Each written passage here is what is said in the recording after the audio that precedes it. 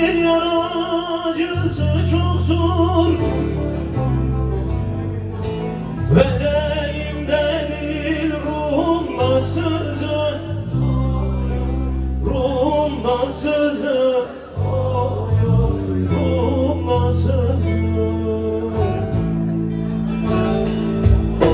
Bedenimde değil ruhumda sızır, ruhumda sızır, ruhumda sızır.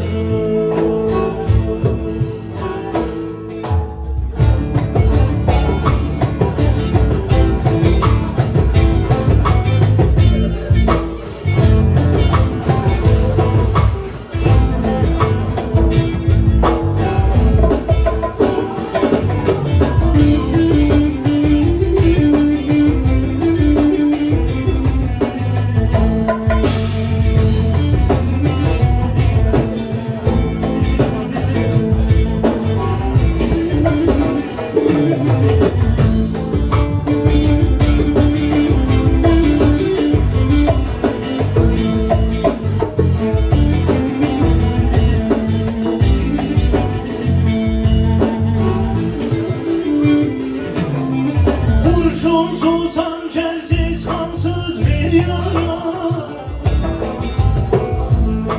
hiçbir tabip buna bulamaz çare. Keşke Mansur gibi çekseler